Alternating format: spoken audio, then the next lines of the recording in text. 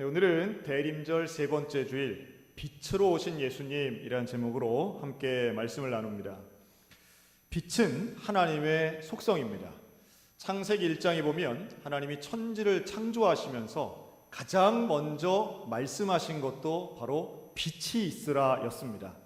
빛을 만드셨다는 것은 세상을 시작하셨다는 의미고, 빛은 생명의 시작을 의미하기도 합니다. 우연하게도 예수를 믿지 않고 성경을 부정하는 과학자들도 이 생명의 시작을 바로 이 빛으로 설명하곤 합니다. 소위 말하는 빅뱅 이론이라는 건데요, 우주의 시작은 우주에서 큰 폭발이 남으로써, 그래서 그 폭발을 통해서 별이 생기고 또 단백질이 생기고 생명이 생기고 결국 사람이 됐다. 한 대학 교수가 나와서 하는 유명한 강의를 본 적이 있는데요, 그러면서 이렇게 문학적으로 마무리를 하더라고요. 그래서 우리는 다 별에서 온 사람들이다. 사람들이 감동을 받고 빅뱅 이론을 확실히 믿는 사람들을 볼 때마다 저는 참 신기한 생각이 듭니다. 그들이 볼 때는 성경이 신화 같고 창세기가 동화 같을진 모르겠으나, 제가 볼 때 빅뱅 이론을 믿는 사람들은 맹종적이다 하는 생각이 듭니다. 왜냐하면 시작을 설명하는데 폭발이라고 하는 것은 뭔가 폭발을 일으키는 동력, 에너지, 요인이 있어야 폭발이 되지 않겠습니까? 그걸 설명할 수 있는 과학적 이론은 없다는 거예요. 그럼에도 불구하고 그것을 과학적 사실인 양 인정하는 사람은 제가 볼 때는 그걸 믿는 것입니다. 그걸 믿는 것이지, 아무리 과학적인 이름으로 과학적이라고 하는 형식을 빌어온다 할지라도 우주의 시작, 생명의 시작을 설명할 수 있는 길은 아직 없다는 거예요. 그럼에도 불구하고 이들이 말하는 빅뱅 이론은 빛으로부터 시작한다는 것에서 공통점이 있습니다. 다만 아주 큰 차이점이 있는데요, 이러한 빅뱅은 우연히 일어났다는 거죠. 근데 이게 왜 문제냐 하면, 여러분, 우연히 일어난 사건을 통해서 생명이 만들어지고 그를 통해 긴 시간이 흘러 우리가 만들어졌다면 우리는 우연의 산물이라는 겁니다. 우연의 산물은 어떤 의미를 지닐 수 없습니다. 목적과 의미가 없기에 여기에는 우리가 생각하는 사랑, 진리 또는 영원이라는 것을 붙일 수가 없는 거죠. 반면 하나님이 말씀하시는, 하나님이 세상을 창조하시고 하나님이 우리를 만드셨고 하나님이 우리와 함께 하신다라고 하는 걸 믿는 사람에게는 우리가 창조된 이유와 목적과 의미도 발견할 수 있는 줄로 믿습니다. 그래서 잘 이해가 되지 않는다 할지라도 이 세상을 하나님이 창조하셨다는 것을 믿는 것은 우리 모두의 인생에 참으로 유익한 일이고, 우리가 어떤 고난과 어려움이 있다 할지라도 그것을 극복할 수 있는 힘이 되며, 성경을 진리로 믿는 우리 모두에게는 이 빛 되신 예수 그리스도가 어제나 오늘이나 내일도 필요한 줄로 믿습니다. 저는 오늘 이 빛 되신 예수 그리스도를 두 가지로 말씀드리려고 합니다. 하나는 바로 빛은 생명이다 라고 하는 것입니다. 예수님이 우리에게 빛을 비추어 주셨기 때문에 우리는 생명을 가지고 살 수 있는 줄로 믿습니다. 이 지구상에 있는 모든 동식물에게는 빛이 필요하지요. 태양빛이 필요합니다. 식물도 광합성을 합니다. 그것은 육체적인 걸 의미하는 거죠. 그러나 예수 그리스도의 빛이 우리에게 비춰지면 우리는 영생의 구원을 경험하고 하나님 나라의 영광된 빛의 자녀가 되는 줄로 믿습니다. 어둠을 물리치는 빛, 나는 세상의 빛이니 나를 따르는 자는 어둠에 다니지 않고 생명의 빛을 얻으리라. 여러분, 예수 그리스도가 우리의 생명의 빛임을 믿으시기 바랍니다. 생명의 빛을 우리에게 쬐어주셨고 우리에게 오셨으니 하늘의 영광을 버리고 나를 구원하시기 위해 이 땅에 오신 예수 그리스도는 우리에게 생명을 주셨고 영생을 주셨고 그 영생을 통해 우리를 이끌어 주시는 줄로 믿습니다. 또 하나의 의미는 진리입니다. 이 빛은 진리라고 하는 것이에요. 진리는 나의 정체를 드러나게 하고 이 세상의 온전한 태도와 방향을 알 수 있도록 이끌어줍니다. 여러분, 제가 질문을 하나 드립니다. 오늘 우리 예배드리고 있는 이 예배당 안에 먼지가 있을까요? 없을까요? 지금 내 눈앞에 먼지가 왔다 갔다 합니까? 안 합니까? 오늘같이 이렇게 두꺼운 옷 입고 오고 저렇게 온풍기를 틀었다는 건 이미 이 안에 먼지가 가득하다는 거예요. 다만 내 눈에 안 보이니까 우리가 이렇게 편하게 호흡을 하는 것뿐이죠. 그런데 글쎄요, 제 경험으로는 아침 햇살이 제일 이런 먼지를 잘 보이게 하는 것 같더라고요. 집에서도 아주 깨끗한 거실, 깨끗한 침실이라도 아침 7시, 8시, 9시에 들어오는 햇살이 있잖아요. 그 햇살에 이렇게 비추면 그 소파 위로, 침대 위로 먼지가 둥둥둥 떠다니는 게 보입니다. 깨끗한 집인데도 햇살이 비추면 먼지가 보여요. 물론 그 정도 먼지는 먹어도 우리 괜찮겠으나 눈에 보일 때는 확실히 느낌이 다르다는 거죠.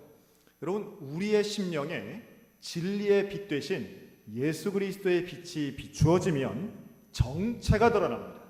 나의 죄성이 드러나는 줄로 믿습니다.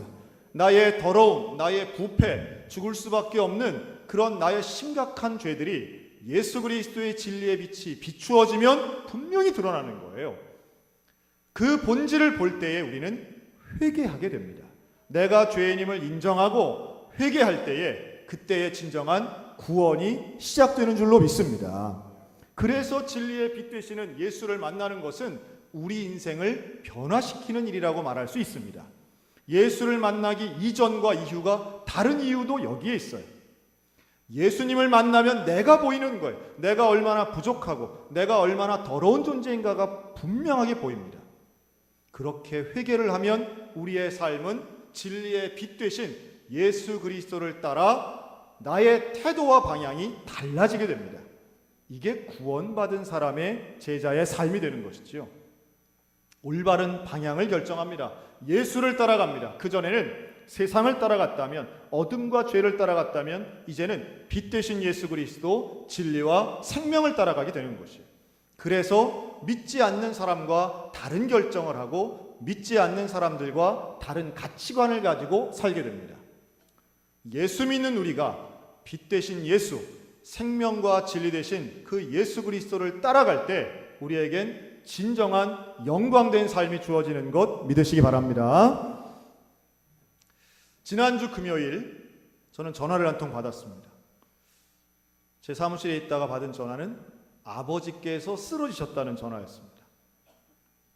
저희 아버지는 1939년생, 만 80, 우리 나이로 81살이십니다. 평소에도 건강에 관심이 많으시고 또 자기 관리를 잘 하시는 분이었습니다. 고기도 드시지 않고, 원래 참 육식을 좋아하신 분이지만 일정 나이가 지나면서 고기도 드시지 않고 양파즙, 마늘 이런 것을 손수 사다가 손질해서 드시는 분이었어요. 또 아침마다 무슨 케이블 방송에 브로콜리가 좋다 그러면 가서 브로콜리 사 드시고, 직접 손질해서 그 요리해서 드시는, 그래서 흑마늘이 좋다 그러면 마늘을 막 해가지고 저에게 보내주시는 그런 어르신이었어요. 그리고 일주일에 2번씩 온양에 있는 큰 온천장을 이틀씩 꼬박꼬박 가셨습니다. 그 사우나를 하시면 혈액순환이 잘 되는 것 같이 이렇게 느껴지시고, 또 오고 가는 길에 또 친구들도 만나시고 하는 그런 소소한 즐거움 때문에 일주일에 이틀은 꼭 온천을 가셔서 사우나를 하셨습니다. 거기에는 가격이 저렴하고 그런 어르신들 모이는 또 사우나가 따로 있더라고요.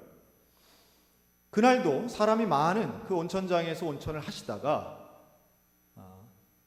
온천수 물에 들어가 계신 상태에서 의식을 잃게 됩니다. 그리고 그 물에 스르륵 잠기신 거죠. 주변에 계셨던 많은 사람들이 있었기 때문에 가끔 그렇게 물에 또 들어가기도 하는 거니까요. 그래서 얼른 꺼내서 인공호흡을 했지만 심정지가 오게 되고요. 119 대원을 불러서 병원으로 가게 됩니다. 병원에 가서도 들어올 때 이미 심정지 상태로 들어오신 저희 아버지를 의료진들이 약물을 투여하고 응급의료, 즉 인공호흡을 통해서 호흡을 살립니다. 그렇게 살린 호흡이 다시 심정지가 되고 다시 살리는 이 CPR이라고 하는 응급 심장 처치를 하는 거죠. 제가 병원에 도착했을 때는 이미 심정지가 3번 정도 반복해서 온 이후의 상황이었습니다. 의료진들이 여럿이 아버지 위에 올라가서 인공호흡을 하고 있었습니다. 저는 10년 전 저희 장인어른의 장례가 생각이 났습니다. 10년 전 저희 장인어른은 아주 건강하시게 아파트 주민회의에 가셨다가 그 주민회의 중에 옆 사람이 볼 때는 정말 주무시는 줄 알았는데 스르륵 쓰러지셔서 바로 돌아가셨습니다. 그때 저희 가족들은 상당히 큰 충격과 슬픔이 있었지만 10년 동안 지내오며 죽음에 대해 또 장로님이셨던 저희 장인어른의 그런 소천에 대해서 함께 이야기하고 기도하면서 저희 아버지가 항상 하셨던 말씀이 있습니다. 나도 우리 사돈 장로님처럼 하나님 나라 가고 싶다. 내가 건강 챙기는 거는 우리 2명의 아들에게 부담 주기 싫어서 내 건강을 지키고 챙기는 것이고, 그리고 하나님 나라 갈 때는 우리 사돈 장인어른처럼 가고 싶다. 입버릇처럼 말씀하셨어요. 아마도 제 설교를 많이 들어보신 분들은 제가 설교 중에 연명의료에 대해서 말씀하신 것을 기억하시는 분들이 계실 겁니다. 물론 저는 의료인도 아니고 여기에 대한 전문 지식도 별로 없습니다. 하지만 우리 교회야말로 정말 죽음에 대해서 말할 수 있는 우리 대한민국 사회에 몇 개 안 되는 그런 공동체라고 저는 믿습니다. 왜냐하면 부모의 죽음에 대해, 살아계신 부모의 죽음에 대해 말하는 것을 왠지 불효하는 것 같고 그러면 안 되는 것 같고 불경스럽다든가 재수없다라든가 그런 말을 하는 걸 터부시하는 우리의 문화권에서는 사실 죽음의 문제는 유교의 문화권이 아닌 우리 기독교적 문화권에서는 죽음은 항상 생각해야 되는 것입니다. 죽음은 우리 기독교인들에게는 죽음은 멸망도 아니고 끝도 아닌 영생에 시작하는 과정이고, 예수 그리스도를 믿는 우리에게는 죽음에 대해 말할 수 있는 그런 자연스러움과 이해와 믿음이 분명히 있어야 된다고 저는 확신합니다. 그래서 몇 년 전부터 저는 저희 부모님과 함께 이런 죽음에 대해서 두 분 다 건강하시기 때문에 참 자연스럽게 언제나 말씀드렸습니다. 여기 중심에는 연명의료 중단이 있었습니다. 연명의료에는 4가지가 있는데요.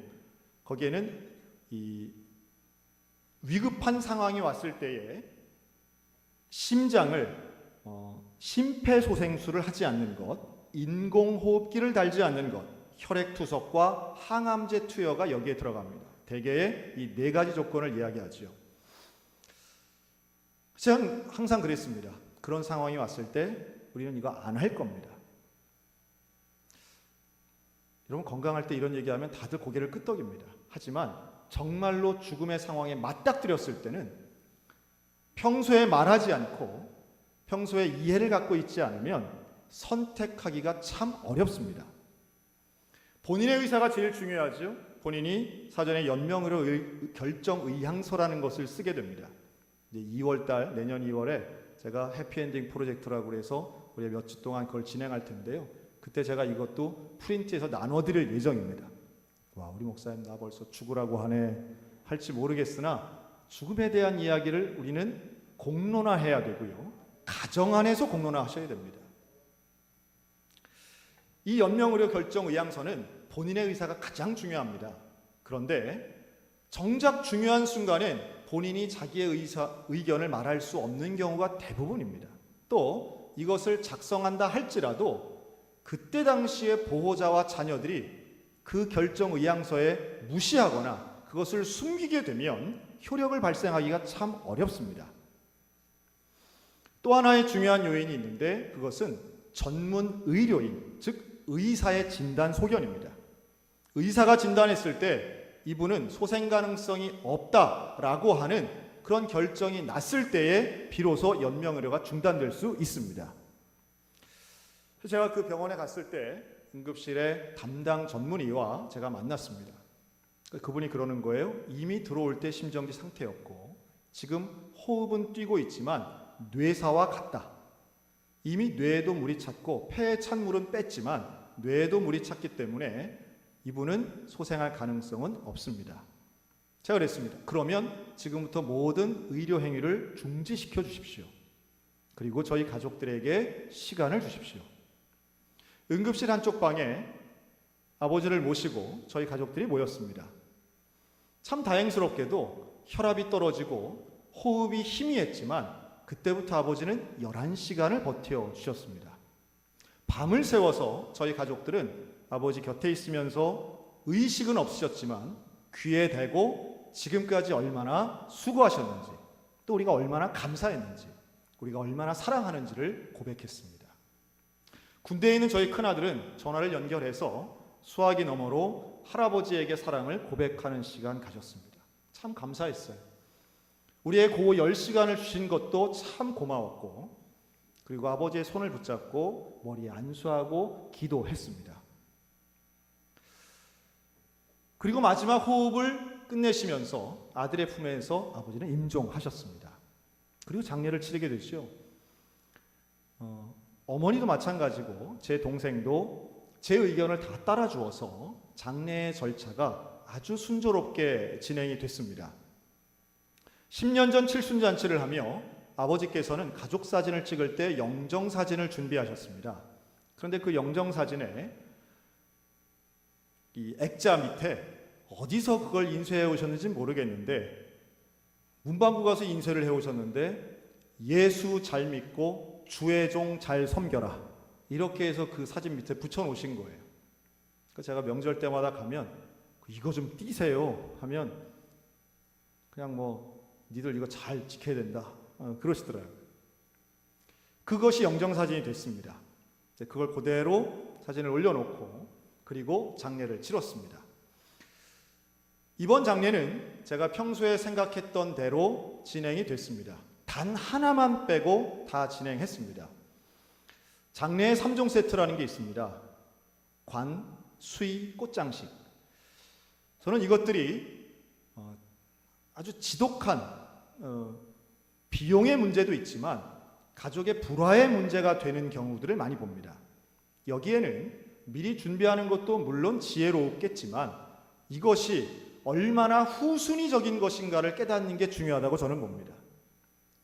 여러분, 수의를 왜 입히나요? 수의를 꼭 입혀야만 되나요? 제가 다른 것은 다 이번에 제가 계획했던 대로 했는데 수의만큼은 어머니가 원하셔서 제가 평소에 그냥 입으시던 옷 입는 게 좋겠습니다 했다가 어머니가 원하셔서 수의를 했습니다. 가장 싼 걸로 했습니다. 가보면 별게 다 있습니다. 수천만 원짜리 수의는 입으면 부활할 것 같이 생긴 것도 있습니다. 그러나 최소한 우리 기독교인들이라면 관이나 수의 혹은 유골함 등의 큰 비용을 들이려는 욕심내어 장례식을 통해 효도하려고 하는 잘못된 생각은 버려야 될 거라고 생각합니다. 효도는 살아계실 때 하는 것이지요. 장례식을 남이 보도록 화려하게 한다고 그것이 효도가 되는 것 아닌 거 우리 잘 알고 있습니다. 알면서도 실행하지 못하는 것, 평소에 논의하지 못하기 때문인 것 아닌가 하는 생각이 듭니다. 아버지께서는 안수 집사님이었습니다. 그런데 70이 되면서 교회에서 은퇴를 하시고 이사를 하셨습니다. 평생 사셨던 서울을 떠나서 먼저 평택에서 약 8년 정도 사시고요. 용인에서 마지막 2년을 사셨습니다. 아들이 목사였기 때문에 그러셨는지는 모르겠는데 이사 가신 그 낯선 곳에서 교회를 정하실 때 아버지께서는 신기하게도 가장 작은 개척교회를 가셨습니다. 평생 한 번도 개척교회 다녀본 적이 없으신 분인데 가장 작은, 그래서 시작하는 교회를 어떻게 찾아가셨더라고요. 평택에서 다녔던 교회는 그 아파트에 있는 목사님 집에서 시작하는 교회였습니다. 유일한 성도였고 유일한 새벽 예배 출석 교인이었습니다. 그런데 하나님께서 참 신기하게도 특별한 은혜를 주셔서 그 교회가 성장하기 시작했습니다. 1년에 50명, 2년에 100명, 3년에 150명, 4년에 200명이 되는 거예요. 제가 가끔씩 갈 때마다 세상에 아직 이런 교회가 다 있네.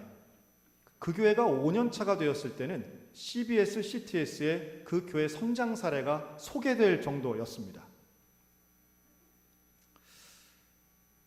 그래서 어머니와 아버지가 그 교회가 결국 상가를 사고 또 상가 2개 층을 사고 했을 때에 그 교인이 늘어나는 게 너무도 기뻐서 의자 300개를 헌납하신 적도 있습니다. 지금 그 교회는 대지를 사고 큰 성전을 건축 중에 있습니다. 8년의 세월을 마치고 용인으로 이사 오셨는데 용인에 있는 새로 지은 아파트 단지로 전세로 이사를 가셨습니다. 거기서도 마찬가지로 처음 시작하는 상가의 개척교회를 가셨어요. 이 교회는 우리 교단 교회고 제 후배 목사님이 개척을 하신 교회입니다. 그리고 그 교회의 첫 번째 등록교인 역시 저희 아버지셨습니다. 그런데 이 교회에도 하나님이 또 한 번 특별한 은혜를 주셔서 이 교회가 작년 추석부터 예배를 드렸는데요, 1년 만에 교인이 100명이 넘는 교회가 됐습니다. 하여튼 제가 알기로는 우리 기독교대한 성결교회 최근 30년 역사에 소양제일교회를 제외하고는 1년 안에 100명 된 건 이 교회뿐인 것으로 제가 알고 있어요. 아직 알려지지 않았습니다. 아직 사람들이 잘 몰라요. 그래서 제가 만나는 사람마다 그 동행교회 이야기를 많이 하고 다닙니다. 자, 그런데 이 성장은 아주 특별한 사례이기 때문에 사실 그것은 제가 말씀드리려는 주제가 아니에요. 이번 장례 때 그 2개 교회에 목사님과 교인들이 다 오셨습니다. 오셔서 그 누구보다 아버지를 기억하고 추모하며 가장 많은 눈물을 흘리셨던 분들이 바로 그 2개 교회의 성도들이었습니다. 이번 장례에 저희 가족은 12번의 예배를 드렸습니다. 그 중에 우리 소양교회가 가장 많이 오시고 또 2번이나 오셔서 예배를 드렸죠. 그런데 그 12번의 예배를 5개 교회가 함께 나누어서 예배를 드렸는데요, 예배 드리는 시간마다 얼마나 큰 위로가 되었는지 모릅니다. 주의 종 잘 섬기라고 하신 그 아버지의 말씀 그대로 운구를 하는데 목사님들이 운구하셨습니다.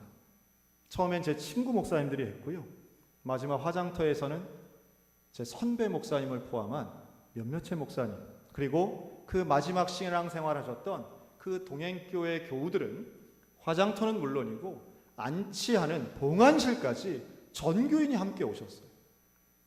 저도 많은 장례를 치르고 많은 장례를 인도했지만 이렇게 고인에 대해 80이 넘어 돌아가신 고인에 대해 만난 지 1년밖에 안 된 분들이 이렇게 안타까워하실 수 있나, 참 감사하면서도 신기했습니다.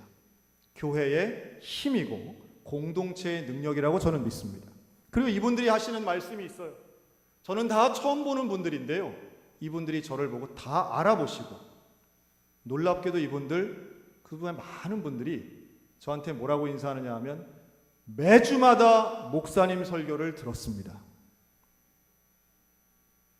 여러분, 주일날 제가 이렇게 설교를 하면 우리 교회 미디어 팀에서 제 설교를 교회 홈페이지에 올립니다. 그러면 한 번 보면 조회수가 1이 올라가는데요, 저희 아버지가 늘 조회 1번을 기록하셨습니다.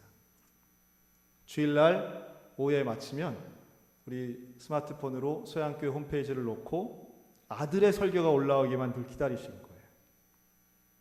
그리고 그게 올라오면 그걸 카톡으로 링크해서 많은 지인들에게 보내셨던 겁니다.